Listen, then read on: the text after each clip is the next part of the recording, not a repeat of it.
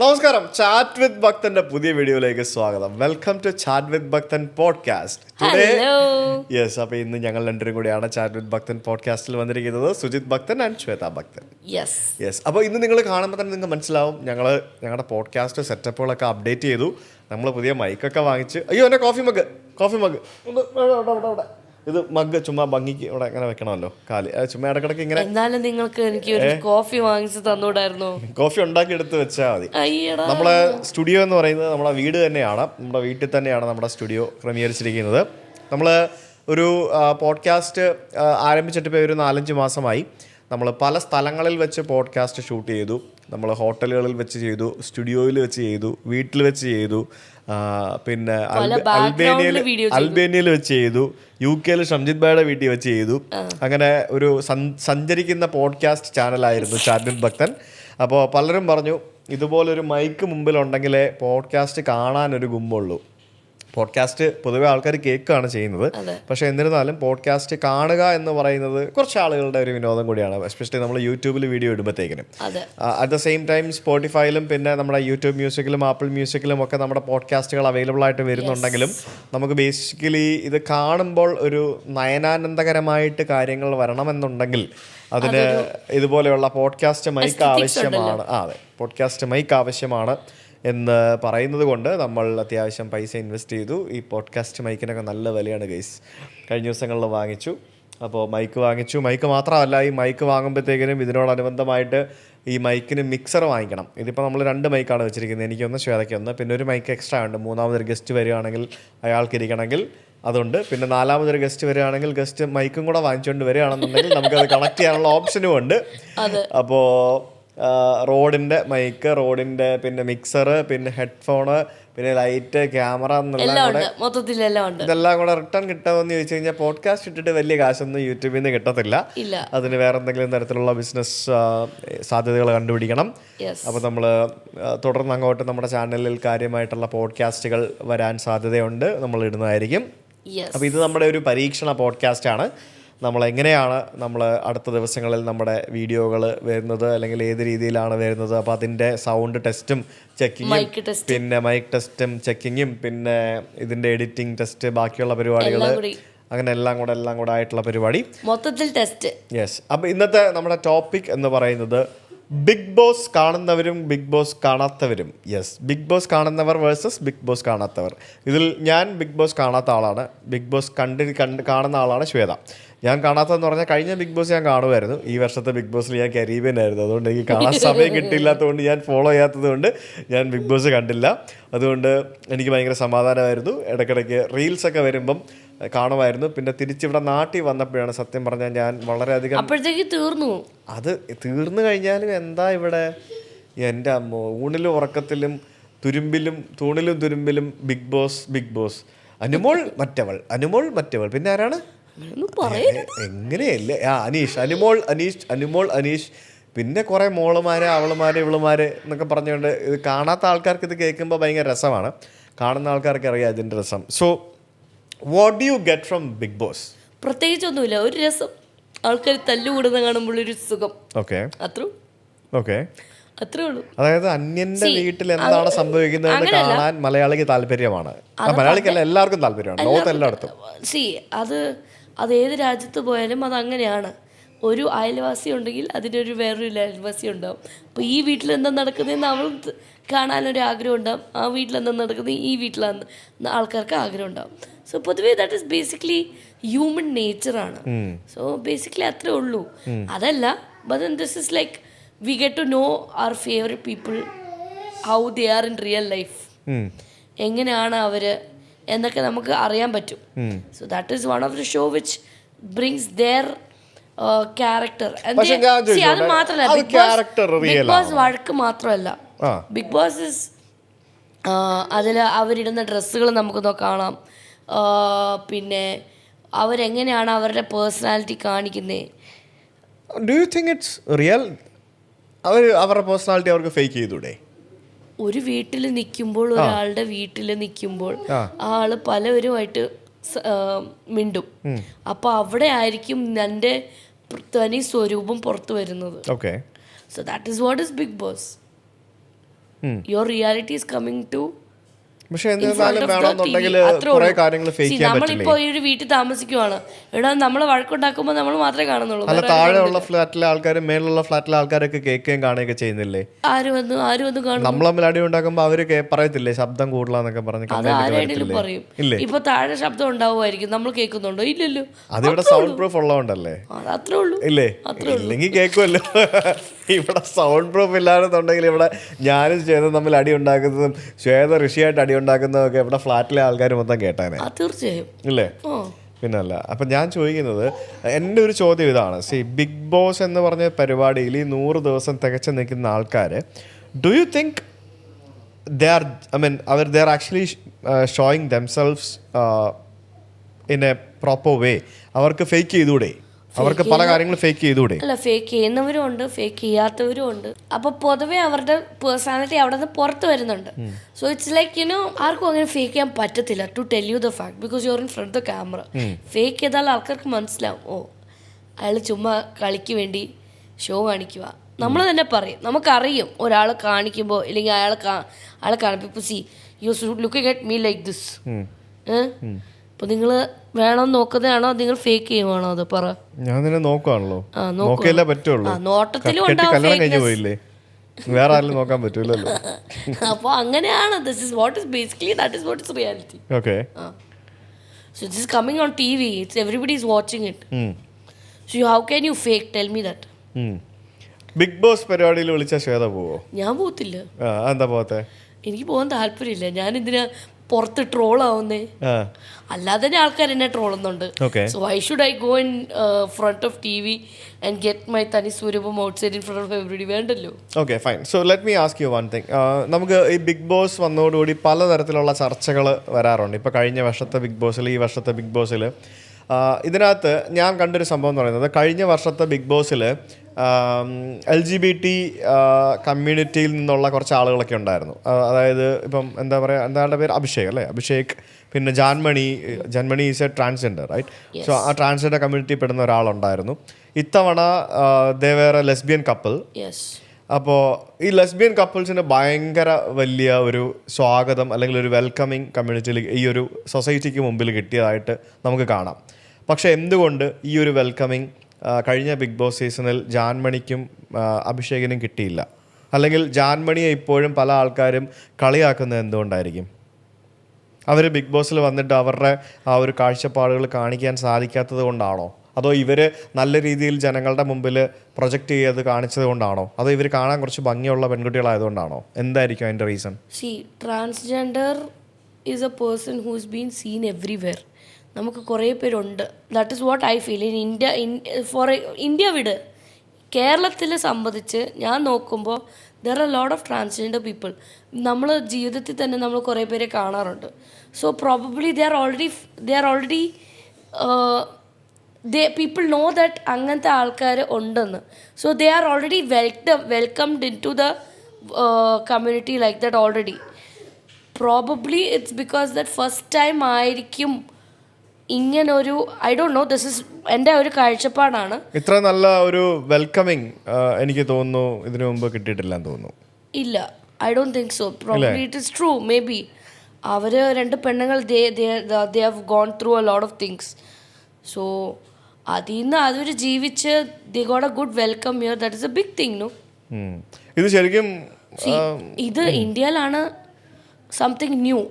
Four us out of India it is common അല്ലേ? It is not a new thing. ഇന്ത്യയിലാണ് ആൾക്കാർക്ക് ഇത് പുതുമയായിട്ട് തോന്നുന്നത്. ഒരു പെണ്ണും ഇഷ്ടപ്പെടുന്ന, what is wrong in that? അവർക്ക് രണ്ടുപേർക്കും ഇഷ്ടപ്പെട്ടു, അവരുടെ ജീവിതം ദേ are already, if you are 18 years of age, if they are fine with what they are living, then what is the problem? It is their wish, no? അത് ഞാൻ ചോദിക്കുന്നത് അതല്ല, എന്തുകൊണ്ട് ഒരു ലെസ്ബിയൻ കമ്മ്യൂണിറ്റിക്ക്, ഒരു ലെസ്ബിയൻ കപ്പിളിന് ഇത്രയും സ്വീകാര്യത ലഭിച്ചു, but at the same time നേരത്തെ കഴിഞ്ഞ ബിഗ് ബോസിൽ ഉണ്ടായിരുന്ന ആളുകൾക്ക് അത്ര ഹെയ്റ്റ് സ്പ്രെഡ് കിട്ടി? എനിക്ക് അങ്ങനെ തോന്നുന്നില്ല. ദേ got A hate spread or anything. Okay, പക്ഷേ ജാൻമണിനെയൊക്കെ പല ആൾക്കാരും പല രീതിയിൽ കളിയാക്കുന്ന വീഡിയോസ് ഒക്കെ കാണാമല്ലോ. അത് എന്താണെന്ന് എനിക്കറിയത്തില്ല. ബട്ട് ഐ ഡോണ്ട് തിങ്ക് ജാൻമണിനെ പോലെയൊക്കെ ബുള്ളിങ് ചെയ്തിട്ടുള്ള ഒരാൾ എനിക്ക് തോന്നുന്നില്ല. To my knowledge she is a very well known celebrity makeup artist ആണ്. ആൻഡ് ഷീ ഈസ് വെരി എന്താ respected woman in the community. എനിക്ക് ട്രോളാൻ അവരെന്തെങ്കിലും പറയുമ്പോൾ അവർ ഇപ്പൊ എന്നെ ട്രോളുന്നില്ലേ? Why are people trolling me? എന്തിനാ? ഋഷീനെ എന്തിനാ ട്രോളുന്നത്? Rishi's You still didn't get my point. No, I take all this criticism as a troll only. Criticism and this thing. പക്ഷെ എനിക്ക് ജാൻമണിനെ അങ്ങനെ ക്രിട്ടിസൈസ് ചെയ്തതായിട്ട് എനിക്ക് അറിയത്തില്ല. What I felt she's got her value in the community still because she is a very well non personality and A person who is already well settled in life. ഈ മോഹൻലാൽ ഈ big ബോസിന്റെ എല്ലാ പരിപാടിയും കാണുന്നുണ്ടെന്ന് ശരിക്ക് തോന്നുന്നുണ്ടോ? കാണുമായിരിക്കും. പുള്ളിക്ക് അത്ര ഇതിന് മാത്രം ഈ പരിപാടിയെല്ലാം ഇരുന്ന് കാണാനുള്ള സമയം കിട്ടാറുണ്ടോ? A person who wants to watch, ഇപ്പോൾ എനിക്ക് സമയമുണ്ട്, ഞാൻ കാണുന്നുണ്ട്. നിനക്ക് വേറെ പണിയൊന്നുമില്ലല്ലോ. ഇപ്പോൾ ബിഗ് ബോസ് കാണുന്ന എത്രയോ പേരുണ്ട്. എനിക്ക് പണിയില്ലെന്ന് പറയുന്നുണ്ട്. എനിക്ക് പണിയുണ്ട്, ഇല്ലെന്ന് ഞാൻ പറയത്തില്ല. അങ്ങനെ നിങ്ങൾ പറയരുത്, അങ്ങനെ ആക്ഷേപിക്കില്ല. There are people who are working and seeing Big Boss also. ഇപ്പോൾ ഈ വെളിനാട്ടിലുള്ള ആൾക്കാരൊക്കെ അവർക്കെന്താ ജോലി ഇല്ലേ? അവർ വെറുതെ അവിടെ പോയി കിടക്കുവാണോ? അവർക്ക് ജോലി ഉണ്ടായിട്ടില്ല അവർ ബിഗ് ബോസ് കാണുന്നത്. അവർക്ക് വേണമെങ്കിൽ നമുക്ക് ബിഗ് ബോസ് ലാലേട്ടനെ കാണാൻ. എനിക്ക് പണി ഉണ്ടായിട്ട് എനിക്ക് ഇത്തവണ കാണാൻ പറ്റില്ല, സമയം കിട്ടിയില്ലല്ലോ. അത് നിങ്ങൾക്ക് കാണാൻ പറ്റാത്ത അവിടെ സബ്സ്ക്രിപ്ഷൻ ഇല്ലായിരിക്കും.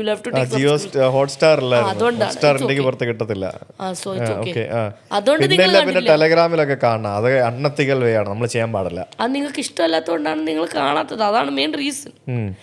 ഇഷ്ടമുള്ള ആളാണെങ്കിൽ ലാലേട്ടൻ കാണുമായിരിക്കും. That is why he is coming for the show. No okay. ഇത് എന്തായാലും so what you think like അനുമോളല്ലേ ഇത്തവണ വിന്നർ ആയത്? അനുമോളൊക്കെ അവിടെ നിൽക്കട്ടെ, അനുമോളുടെ കാര്യത്തിലേക്ക് വരും. ബിഗ് ബോസ് എന്ന് പറഞ്ഞ സാധനം ഞാൻ കാണാൻ തുടങ്ങിയത് 19 years മുമ്പാണ്. ബിഗ് ബോസ് ഹിന്ദി സീസൺ 19 ഇപ്പോൾ പോയിക്കൊണ്ടിരിക്കുക. നിങ്ങൾക്ക് ആർക്കെങ്കിലും അറിയോ? I have been seeing Bigg Boss since season 1.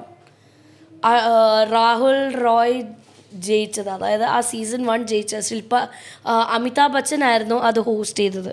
Second big boss Shilpa Shetty. Third big boss ആരായിരുന്നു? അർഷദ് വാർസി. അത് കഴിഞ്ഞിട്ടായിരുന്നു നമ്മുടെ സൽമാൻ ഖാൻ തുടങ്ങിയത്. ആ സീസൺ മുതൽ ഈ പറയുന്ന സീസൺ ബിഗ് ബോസ് സീസൺ വരെ ഞാൻ കണ്ടിട്ടുണ്ട്. അപ്പോൾ തൊട്ടേ എനിക്കറിയാം, ഞാൻ ബിഗ് ബോസ് ഫാനാണ്. So I will never say no to Bigg Boss. ഇത് നമ്മൾ മലയാളം ബിഗ് ബോസ് അല്ലേ സുഹൃത്തുക്കളെ കാണുന്നുള്ളൂ. ഇത് Malayalam Bigg Boss, Hindi Bigg Boss, പിന്നെ വേറെ ഏതെങ്കിലുമൊക്കെ ഭാഷയിൽ ബിഗ് ബോസ് ഉണ്ട്, അതെല്ലാം ഇരുന്ന് കാണും. എപ്പോൾ നോക്കിയാലും ഇവിടെ വീട്ടിൽ ബിഗ് ബോസ് അറിയാവും. എന്തൊരവസ്ഥയാണെന്നറിയാം. ഇഷ്ടമുള്ള ആൾക്കാർ എപ്പോൾ വേണമെങ്കിലും കാണും. പക്ഷേ ബിഗ് ബോസ് എന്ന് പറയുന്ന സംഭവം ശരിക്കും വലിയൊരു സംഭവമാണല്ലേ? അതെ, it's a very big enterprise. പക്ഷേ okay, let's come to the winners. അപ്പോൾ ഇത്തവണ വിന്നർ ആയിരിക്കുന്ന അനുമോൾ അല്ലേ? So what do you think about Anumol? പുള്ളിക്കാരി ശരിക്കും ഈ ഒരു വിന്നർ ആവാൻ വേണ്ടി was she deserving? To tell you the fact, ഒരു പെണ്ണിനെ എത്ര ചീത്ത ഇറ്റ്സ് നോട്ട് അബൌട്ട് ഞാൻ PR അല്ല, അനുമോളുടെ PR അല്ല. ഐ എം സോറി, എനിക്ക് ആരും കാശ് തന്നിട്ടില്ല, PR ആണ്. എനിക്ക് പൊതുവെ അനുമോളെ ഇഷ്ടമാണ്. സോ അതുകൊണ്ട് ഞാൻ പറയാം. അല്ല അമ്മ, അതന്നെ ഇവിടെ വീട്ടിൽ അടിയാണ്. ഇവിടെ അമ്മയും ശ്വേത അനുമോളുടെ ആള്, അബി ആണെങ്കിൽ മറ്റേ അനീഷിന്റെ ആള്. അങ്ങനല്ല. എനിക്ക് ആരും കാശ് തന്നിട്ടില്ല. പൊതുവെ എനിക്ക് അനുമോളെ ഇഷ്ടമാണ്. ഞാൻ 99 ഡേ, അതായത് ഫസ്റ്റ് ഡേ തൊട്ട് ലാലേട്ടൻ്റെ പ്രീമിയർ എപ്പിസോഡ് തൊട്ട് ഗ്രാൻഡ് ഫിനാലെ വരെ ഞാനും അമ്മയും ഇരുന്ന് കണ്ടിട്ടുണ്ട്. ഞങ്ങൾ കണ്ടിട്ടുണ്ട്. ഫുൾ എപ്പിസോഡ്സ് ഞങ്ങൾ കണ്ടിട്ടുണ്ട്. ലൈവിൽ കുറച്ച് കണ്ടിട്ടുണ്ട്. അങ്ങനെ കണ്ടിട്ടുണ്ട്. അപ്പോൾ ഞാൻ കണ്ടതിൽ വാട്ട് ഐ ഫെൽറ്റ്, ഞാൻ PR അല്ല, this is my genuine review ഞാൻ പറയുന്നത്. അനുമോൾ എന്ന് പറഞ്ഞ വ്യക്തി ഹാസ് ബീൻ ദ സെയിം. അവൾ വഴക്കൂടത്തില്ല ഞാൻ പറയുന്നില്ല, വഴക്കൂടും, എല്ലാവരുമായിട്ട് സ്നേഹത്തിൽ നിൽക്കും, ഫ്രണ്ട്സായിട്ടുള്ളവർക്ക് ഇഷ്ടപ്പെടുന്നവർക്ക് അങ്ങനെ ഒരാളാണ്. But to tell you the fact, ആ പെണ്ണ് ആദ്യം തൊട്ട് from the day she started in Bigg Boss, what I felt is she was a targeted person. അവളെ ടാർഗറ്റ് ചെയ്തിട്ടായിരുന്നു എല്ലാവരും അവിടെ കളിച്ചുകൊണ്ടിരുന്നതെന്ന് ഞാൻ പറയത്തുള്ളൂ. ലൈക്ക് കഴിഞ്ഞ ടൈമില് മറ്റേ എന്തായിരുന്നു ജാസ്മിനെ പോലെ. ഓക്കെ. അപ്പോൾ അനുമോളെ പറയാൻ ഇനി ഒന്നുമില്ല ശരിക്കും. Do you think that Anumol is deserving for this? I would say she deserves to win. Okay. അവളെ പറയാൻ ഇനി ഒന്നുമില്ല. സി പീപ്പിൾ ഔട്ട്സൈഡ് ഇപ്പോൾ PR അവളെ ജയിപ്പിച്ചെന്ന് പറയുന്നു. PR ജയിപ്പിച്ചെങ്കിൽ ഇത്രയും ആൾക്കാർ എങ്ങനെ വോട്ട് ചെയ്യും? ഇത്രയും കാശ് PR there are 3 lakh for example there are lot of people who are her fan. അവൾക്ക് ജെനുവൻ ആയിട്ട് ഫാൻസ് ഉണ്ട്. She is a person who has been working in this industry, serial industry for past 11 years. അങ്ങനെ എത്രയോ പറഞ്ഞ അവൾ പറഞ്ഞിട്ട് ഞാൻ കേട്ടിട്ടുണ്ട്. അപ്പോൾ അവൾക്കൊരു ജെനുവൻ ആയിട്ട് ഫാൻ ബേസ് ഉണ്ടാവൂലേ? ശരിയാണ്. ഞാൻ ഒരു കാര്യം ചോദിച്ചോട്ടെ, ഈ വോട്ട് എന്ന് പറയുന്ന സംഭവം ഇതിനകത്ത് എത്രത്തോളം സുതാര്യതയുണ്ട്? ഒരാൾക്ക് ഒരു ദിവസം ഒരു വോട്ടേ അതിനകത്ത് ചെയ്യാൻ പറ്റത്തുള്ളൂ. അത് ഓക്കെ, സമ്മതിച്ചു. ഇതിനകത്ത് എത്രത്തോളം സുതാര്യതയുണ്ട്? ഞാൻ ചോദിച്ചോട്ടെ, ഇത് എൻ്റെ സംഭവം എന്ന് പറയുന്നത് ഇപ്പൊ ബിഗ് ബോസ് പറയുന്നത് പോലെയാണ്. ഇപ്പൊ നമ്മൾ ഈ ഇലക്ഷന് തെരഞ്ഞെടുപ്പ് നടക്കുമ്പോഴത്തേനും നമ്മൾ എത്ര വോട്ട് കിട്ടിയെന്നുള്ളത് കറക്റ്റായിട്ട് നമ്മൾ കൗണ്ട് ചെയ്യും. അത് തന്നെ ഇപ്പം ഫേക്ക് ആണെന്നാണ് രാഹുൽ ഗാന്ധി ഒരു വശത്തുനിന്ന് പറയുന്നത്. പക്ഷേ ഇലക്ട്രോണിക് വോട്ടിംഗ് മെഷീൻ വെച്ചും ബാലറ്റ് മെഷീനുകൾ വെച്ചും ഇത് പ്രോപ്പറായിട്ട് ഇതിന് കറക്റ്റായിട്ട് നമുക്ക് കൗണ്ട് ചെയ്യാൻ പറ്റും എത്ര വോട്ട് കിട്ടി എന്നുള്ളത്. പക്ഷേ ഈ ബിഗ് ബോസിൽ ഏഷ്യനെറ്റ് പറയുന്ന, അല്ലെങ്കിൽ ഈ പറഞ്ഞ പോലെ ബിഗ് ബോസ് അവർ അധികാരികൾ പറയുന്നത് നമ്മൾ വിശ്വസിച്ചല്ലേ പറ്റുള്ളൂ. ഇപ്പോൾ ബിഗ് ബോസ് പറയാണ് അനുമോൾക്ക് 10,000 വോട്ട് കിട്ടി, അനീഷിന് 15,000 വോട്ട് കിട്ടി എന്ന് ബിഗ് ബോസ് പറഞ്ഞാൽ അത് യു ഹാവ് ടു ബിലീവ് അല്ലേ? അതിന് ഒരു തെളിവും ഇല്ലല്ലോ അല്ലേ? അപ്പൊ ബിഗ് ബോസ് എന്ന് പറഞ്ഞ ആൾക്ക് വേണമെങ്കിൽ ഡിസൈഡ് ചെയ്യാം ആരെ വിന്നർ ആക്കണം എന്നുള്ളത്. അങ്ങനെ ചെയ്യാൻ പറ്റത്തില്ല. അതെന്താ പറ്റാത്തേ? അത് ഒരുമാതിരി ഇത്രയും നാള് അവരെ സപ്പോർട്ട് ചെയ്ത പുറത്തെ ആൾക്കാര് ഉളകളാവത്തില്ലേ? അത് ശരിയാണ്. അപ്പൊ അത് ഞാൻ പറയാം, അങ്ങനെ ചെയ്ത ഒരു ഉളകളാവും. ഇപ്പൊ യൂട്യൂബിൽ നമ്മൾ വീഡിയോ കാണുമ്പോഴത്തേക്കും ഒരു വീഡിയോ എത്ര ആളുകൾ കണ്ടു എന്ന് നമുക്ക് മനസ്സിലാവും. അതേസമയം നമുക്ക് നെറ്റ്ഫ്ലിക്സിൽ ഒരു വീഡിയോ വന്നു കഴിഞ്ഞാൽ ആ വീഡിയോ എത്ര ആളുകൾ വന്നു നമുക്ക് നെറ്റ്ഫ്ലിക്സ് പറയുന്നുണ്ടോ? ഇല്ലല്ലോ. ശരിക്കും ഈ വോട്ടിംഗ് എന്ന് പറയുന്നത് ലൈവായിട്ട് കാണാൻ പറ്റണം. അപ്പോഴാണ് ശരിക്കും ഇതിനകത്തൊരു സംഭവം വരുന്നത്. അതായത് ഇപ്പോൾ അനുമോൾ എന്ന് പറഞ്ഞ വ്യക്തിക്ക് വോട്ടിംഗ് കൂടിക്കൂടി നിൽക്കുന്നു എന്നുള്ളത് ഇങ്ങനെ ലൈവായിട്ട് ഇങ്ങനെ മീറ്ററിൽ വരുന്നത് പോലെ, ഇത്ര അനുമോളിൻ്റെ 1,00,000 വോട്ട്, അനീഷിന് 75,000 വോട്ട് എന്നൊക്കെ പറഞ്ഞുകൊണ്ട് അങ്ങനെ നിൽക്കുന്ന സമയത്തായിരിക്കും ആളുകൾ കൂടുതൽ എന്നാ പിന്നെ അനുമോൾ ജയിക്കണ്ട, അനീഷിന് വോട്ട് കൊടുക്കാം, അങ്ങനെയാണ് അനീഷ് ജയിക്കണ്ട, അനുമോൾക്ക് വോട്ട് കൊടുക്കാമെന്ന് പറഞ്ഞുകൊണ്ട് ആൾക്കാർ വോട്ട് ചെയ്യില്ല. ഞാനൊരു കാര്യം പറയട്ടെ, അങ്ങനെയൊക്കെ ഉണ്ടാവുമായിരിക്കും, ഇല്ലെന്ന് ഞാൻ പറയുന്നില്ല. പക്ഷെ ഒരു വ്യക്തിനെ കണ്ടിട്ടായിരിക്കുമല്ലോ ആൾക്കാർ വോട്ട് ചെയ്യുന്നത്. എന്തായാലും അതല്ല എൻ്റെ ടോപ്പിക്. ഇവിടെ എൻ്റെ ടോപ്പിക് എന്ന് പറയുന്നത് അതല്ല. എൻ്റെ ടോപ്പിക് എന്ന് പറയുന്നത് ഇതിനകത്ത് എത്രത്തോളം സുതാര്യതയുണ്ട് എന്നുള്ളതാണ് എൻ്റെ ടോപ്പിക്. ഐ എം നോട്ട് എന്താ പറയാ, അതിൽ ഞാൻ പഠിച്ച് അത്രയും വിവരമുള്ള ആളല്ല. അപ്പൊ അങ്ങനെയാണ് കഴിഞ്ഞ തവണ ജിൻഡോ ജയിച്ചത് ഇത്ര ആൾക്കാർ വോട്ട് ചെയ്തിട്ടാണോ? Probably yes. ആണോ? ആയിരിക്കും, എനിക്കറിയില്ല. എനിക്കും അറിയത്തില്ല. പിന്നെ കഴിഞ്ഞ വർഷം ജിൻഡോ ജയിച്ചപ്പോഴേ നമുക്ക് ഊഹിക്കാവുന്നതേ ഉള്ളൂ ഇത്തവണ എന്തായാലും അനീഷ് ജയിക്കില്ല എന്നുള്ളത്. കാരണം ഒരു കണ്ടിന്യൂസ് ആയിട്ട് ഒരു ആണിന് തന്നെ അവർ കൊടുക്കുമോ? അങ്ങനെ കൊടുക്കുമോ? കഴിഞ്ഞ തവണ ഒരു ആണായിരുന്നു വിന്നർ, ഇത്തവണ പെണ്ണായിരുന്നു വിന്നർ. അങ്ങനെയാണെങ്കിൽ ബിഗ് ബോസ് ഹിന്ദിയിലും അവര് അങ്ങനെ ആയിരിക്കുമല്ലോ ചെയ്യുന്നത്. അങ്ങനെയൊന്നുമില്ല. എത്രയോ സീസൺ കണ്ടിന്യൂസ് ലേഡീസ് ജയിച്ചിട്ടുണ്ട്, ആണുങ്ങൾ ജയിച്ചിട്ടില്ല. അങ്ങനെയൊക്കെ ഉണ്ട് അല്ലേ? പിന്നെ ഓക്കെ, അങ്ങനെ നിങ്ങൾ പറഞ്ഞിട്ട് കാര്യമില്ല. എന്തായാലും ഇതിപ്പം ഈ 100 ദിവസം കൊണ്ട് ബിഗ് ബോസ് നിങ്ങൾ പറയുന്നത് ആദ്യത്തെ സാബു ചേട്ടൻ നമ്മുടെ എന്താ പറയാ തരിയുടെ സാബു നമ്മുടെ സാബു ചേട്ടൻ ജയിച്ചിട്ട് അടുത്ത വർഷം ഇല്ലായിരുന്നു. അത് കഴിഞ്ഞിട്ട് ആരായിരുന്നു ജയിച്ചത്? മണിക്കുട്ടനല്ലേ ജയിച്ചത്? ആണെന്ന് തോന്നുന്നു, അറിയില്ല. ആണ് സീസൺ 3 ജയിച്ച മണിക്കുട്ടനാണ്. പിന്നെ ആരായിരുന്നു? ജയിച്ചു. അത് 5-ലല്ലേ? എനിക്കറിയില്ല. ദിൽഷ. പിന്നെ അഖിൽ മാരാർ, പിന്നെ ജിൻഡോ, ഇനിയിപ്പോ ഇത്. അതുകൊണ്ടാണോ നിങ്ങൾ പറയുന്നേ 2.5 വിട്ട് ചുമ്മാ? അല്ലല്ലേ, അതിപ്പോ 5 കൊല്ലം LDF ഭരിക്കും, 5 കൊല്ലം UDF ഭരിക്കും എന്നൊക്കെ പറഞ്ഞ് മാറി മാറി ഇരുന്നിട്ട് അവസാനം ഇപ്പൊ ലാസ്റ്റ് 10 കൊല്ലം LDF ഭരിച്ചോണ്ടിരുന്നേ. അപ്പൊ ഇനിയിപ്പോ UDF ഭരണം വരുമോ അതോ LDF തുടർ ഭരണം കൊണ്ടുപോകുമോ? അടുത്ത സീസൺ 8 ഒരു പെൺകുട്ടിയാ ജീവിക്കണമെങ്കിൽ വീണ്ടും നിങ്ങൾ അങ്ങനെ പറയോ? എനിക്കറിയില്ല, എൻ്റെ ഒരു ഗസ്സാണ്, എൻ്റെ ഒരു വൈൽഡ് ഗസ്സാണ്. ഓക്കെ, ഈ 100 ദിവസത്തെ ബിഗ് ബോസ് കണ്ടിട്ട് ശ്വേതക്ക് എന്താണ് കിട്ടിയത്? എനിക്കൊന്നും കിട്ടിയില്ല. പിന്നെ എനിക്കൊരു സുഖം. ഇവര് തമ്മിൽ അടി ഉണ്ടാക്കുന്ന ആളാ ഉള്ളൊരു സുഖം അല്ലേ? ശരിക്കും അതേ സ്ട്രാറ്റജി അല്ലേ ഈ ഫാമിലി വ്ളോഗേഴ്സ് ആയിട്ടുള്ള ആൾക്കാർ ഒരു സമയത്ത് എടുത്തോണ്ടിരുന്നത് അല്ലേ? ഈ പറഞ്ഞ പോലെ വീട്ടിൽ തമ്മിത്തല്ലും ചേട്ടനും അനിയനും തമ്മിലുള്ള വഴക്കും. ഡാബിയെ നമുക്കൊന്ന് ട്രൈ ചെയ്താലോടാ? ഇനിയിപ്പോൾ അബിയുടെ കല്യാണമൊക്കെ ആയിട്ട് വേണം എനിക്ക് BMW വാങ്ങാം. എനിക്കൊരു BMW ഒക്കെ വാങ്ങണമെങ്കിൽ അബിയുടെ കല്യാണം ആവണം. എന്നാലും നമുക്ക് അബിയുടെ പെണ്ണ് കാണൽ, പിന്നെ മന്ത്രകോടി എടുപ്പ്, മറ്റേത് ചെയ്ത്, പിന്നെ നിശ്ചയം, എൻഗേജ്മെന്റ്, മോതിരം മാറ്റല്, പിന്നെ അങ്ങനെ പല പരിപാടികൾ. അങ്ങനെ പെണ്ണ് കാണൽ മുതൽ സീമന്തം ഞാൻ വ്ളോഗ് ചെയ്യും. നമുക്ക് അബിയുടെ ഫസ്റ്റ് നൈറ്റ് ട്രെയിനിൽ ഫസ്റ്റ് ക്ലാസ്സിൽ രാജധാനി ഫസ്റ്റ് ക്ലാസ്സിൽ ടിക്കറ്റ് ബുക്ക് ചെയ്ത്. രാത്രിയില്ല അല്ല, രാജധാനി സാധാരണ നമുക്ക് കല്യാണം കഴിഞ്ഞിട്ട് രാത്രിയിൽ ഇവിടെ നിന്ന് എറണാകുളത്ത് നിന്ന് ഡൽഹിക്കുള്ള രാജധാനി എക്സ്പ്രസിലെ ഫസ്റ്റ് ക്ലാസ് കമ്പാർട്ട്മെന്റില് ഫസ്റ്റ് ക്ലാസ് കൂപ്പെ വാങ്ങിച്ചിട്ട് അത് മൊത്തത്തിൽ നമുക്ക് ബുക്ക് ചെയ്തിട്ട് അതിനകത്ത് കൊടുക്കണം. അതാ നല്ലത്. അതാണ് അബിയുടെ ഫസ്റ്റ് ക്ലാസ്. പക്ഷെ താഴെ മുകളിൽ അത് പറ്റത്തില്ല. അങ്ങനെയാണെ പാടായിരിക്കും, കാരണം എല്ലാം ബർത്താ. അല്ലാതെ അവർ അഡ്ജസ്റ്റ് ചെയ്തോളും. ഒരുമയുണ്ടല്ലോ ഉലക്കമേലും കിടക്കാന്ന് പറയുന്നത്. ഒരുമയുണ്ട് ട്രെയിനിലെ ബർത്തിലും കിടക്കാം.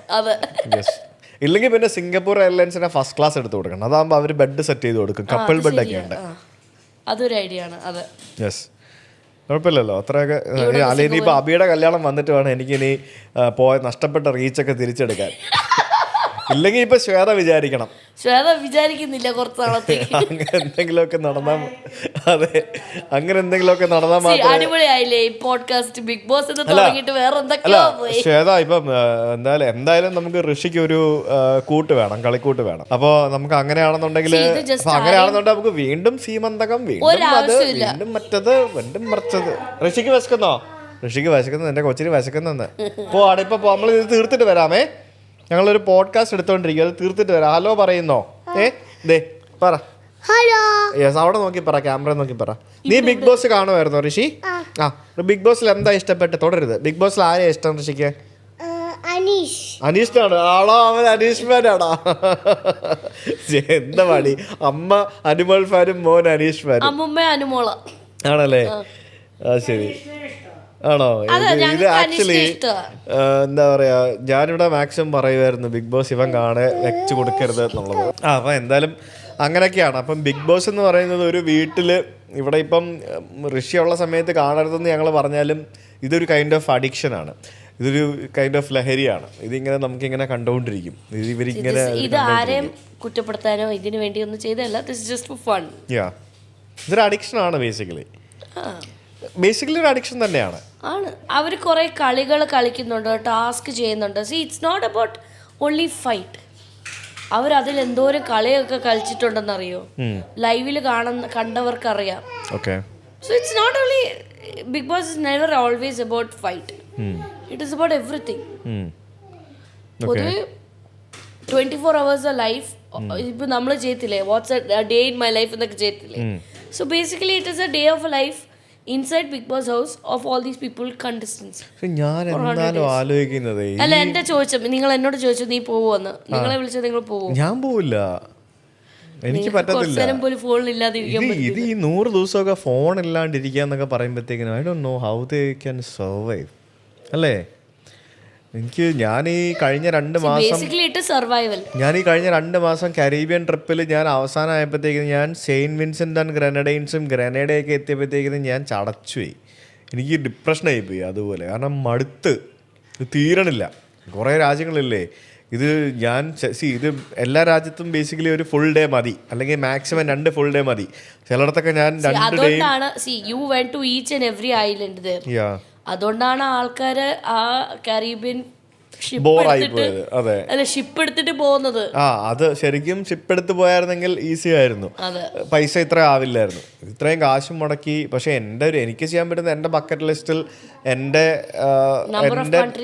നമ്പർ ഓഫ് കൺട്രീസ് കൂട്ടി 90 രാജ്യങ്ങൾ സന്ദർശിച്ചു. പിന്നെ എനിക്ക് ആ രാജ്യങ്ങളിലെല്ലാം എനിക്ക് അവിടെ എക്സ്പീരിയൻസ് ചെയ്യാൻ പറ്റി. എനിക്ക് എല്ലായിടത്തും ഫ്രണ്ട്സിനെ കിട്ടി, ഞാൻ പലയിടത്തും എക്സ്പീരിയൻസ് ചെയ്തു. മിക്ക സ്ഥലങ്ങളിൽ ഞാൻ വണ്ടി ഓടിച്ച് യാത്ര ചെയ്തു. എനിക്കിനി അവിടെ പോകേണ്ട ആവശ്യം പോലും ഇല്ല. ഞാൻ എല്ലാം കണ്ടു, ആ രാജ്യം മൊത്തം അരിച്ചു പെറുക്കി കണ്ടു എല്ലായിടത്തും. West Indies ഫുള്ളാക്കി.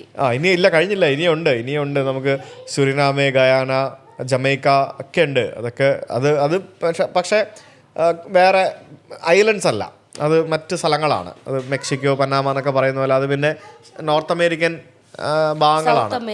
സൗത്ത് അമേരിക്ക അല്ല, നോർത്ത് അമേരിക്കയാണ്. വെസ്റ്റ് ഇൻഡീസ് കംപ്ലീറ്റ് നോർത്ത് അമേരിക്കയാണ്. സുറിനാമയും ഗയാനയൊക്കെ നോർത്ത് അമേരിക്ക തന്നെയാണെന്ന് തോന്നുന്നു. പിന്നെ സൗത്ത് അമേരിക്കയിലേക്ക് വരുമ്പോഴത്തേക്കിനും അർജൻറ്റീന, ചിലി, ബ്രസീൽ എന്നൊക്കെ പറഞ്ഞ കുറേ രാജ്യങ്ങൾ വീണ്ടും ഉണ്ട്. Brazil is too big. പിന്നെ അത് കഴിഞ്ഞ് മറ്റേ അന്റാർട്ടിക്കയുടെ അറ്റം വരെ പോകുന്ന സ്ഥലങ്ങളുണ്ട്. സോ അങ്ങനെ കുറേ ഉണ്ട് അത് ബേസിക്കലി. പക്ഷേ അത്രയും ദിവസം മാറി നിൽക്കുമ്പോൾ തന്നെ എനിക്ക് ബുദ്ധിമുട്ടാണ്. എനിക്ക് ഋഷിനെ മിസ് ചെയ്യുന്നു അങ്ങനെ സംഭവങ്ങളൊക്കെ ഉണ്ട്. അപ്പോൾ ഇതിനകത്തൊക്കെ പോയി കഴിഞ്ഞിട്ട് എനിക്കറിയത്തില്ല എത്രത്തോളം ഐ ക്യാൻ സർവൈവ് എന്നുള്ളത്. എനിക്ക് പറ്റില്ല, ഞാൻ പോവില്ല. ഫസ്റ്റ് ഓഫ് ഓൾ എത്ര പൈസ തരാമെന്ന് പറഞ്ഞാലും ഞാൻ പോവില്ല. നമ്മുടെ ഒരു മേഖല അല്ലല്ലോ അത്. അപ്പോൾ അത് മേഖല എന്നല്ല, അങ്ങനെ ചിന്തിക്കേണ്ട, മേഖല എല്ലാം ചിന്തിക്കേണ്ട. But the thing is it's all on your mental stability. പക്ഷെ കുറേ ആളുകളുടെ ജീവിതം ബിഗ് ബോസ് വഴി മാറ്റി മറിക്കപ്പെട്ടിട്ടുണ്ട് ചില ആൾക്കാർ. അതേപോലെ അതായത് ചില ആൾക്കാർ രക്ഷപ്പെട്ടിട്ടുണ്ട്, ചില ആൾക്കാരുടെ പേര് പോയിട്ടുണ്ട്, ചില ആൾക്കാർ നാശമായിട്ടുണ്ട്, ഇല്ലേ? അപ്പൊ അങ്ങനെ ഒത്തിരി ആൾക്കാരുടെ പൊളിമണിയൊക്കെ ബിഗ് ബോസ് കാരണം രക്ഷപ്പെട്ട ആൾക്കാരാണ്. അപ്പൊ അങ്ങനെ ഒത്തിരി ആൾക്കാർ ബിഗ് ബോസ് കാരണം രക്ഷപ്പെട്ട ആൾക്കാരുണ്ട്. ലൈം ലൈറ്റിൽ നിൽക്കുന്ന ആൾക്കാരും ലൈം ലൈറ്റിൽ ഇല്ലാത്തവരും അങ്ങനെ പല രീതിയിലും സംഭവിച്ച ആൾക്കാരുണ്ട്. സോ അത് ആ ഒരു വഴിക്ക് ബിഗ് ബോസ് ജീവിതം കൊടുത്ത എത്ര ആൾക്കാരുണ്ടല്ലേ. ഈ പൊളിമണി പോലും ബിഗ് ബോസ് അവര് അങ്ങനെ പ്രേമിച്ച് കല്യാണം കഴിച്ചതല്ലേ. പിന്നെ ഇനി ആരൊക്കെ ഉണ്ടെന്ന് തോന്നുന്നു, ഇല്ലേ? പല പല ഭാഷകളിലും അത്രത്തില് ഒരു റൊമാൻസ് ഒക്കെ വന്നു കഴിഞ്ഞാൽ പിന്നെ അത് ഭയങ്കര രസമായി, ഇല്ലേ? അത് ഓരോരുത്തരുടെ ഭാഗ്യം പോലെ ഇരിക്കും. അതെ. പിന്നെ ചില ആൾക്കാർ റൊമാൻസ് അഭിനയിക്കും, അങ്ങനെ പല സംഭവങ്ങളും നടന്നു. സോ അതൊരു വെറൈറ്റി സാധനമാണ്. എന്തായാലും നമ്മളൊരു ചെറിയൊരു ടെസ്റ്റ് പോഡ്കാസ്റ്റ് ആയിരുന്നു ഇവിടെ. ഞങ്ങള് അയ്യോ ഇതിന്റെ താഴെ വന്നതിന് ഞങ്ങളെ തല വിളിക്കല്ലേ പ്ലീസ്. എന്നെ പറയാൻ ഞാനൊന്നും പറഞ്ഞിട്ടില്ല. ശ്വേതൻ എന്തെങ്കിലുമൊക്കെ പറഞ്ഞാൽ നിങ്ങൾ പറഞ്ഞ കുഴപ്പമൊന്നുമില്ല, അല്ലേ? ശ്വേത അല്ലെങ്കിലും ഇഷ്ടംപോലെ കേൾക്കുന്ന. അപ്പോൾ എന്തായാലും ഞങ്ങളുടെ ഒരു ചെറിയ കുഞ്ഞു പോഡ്കാസ്റ്റ്, ജസ്റ്റ് ഒരു ട്രയൽ.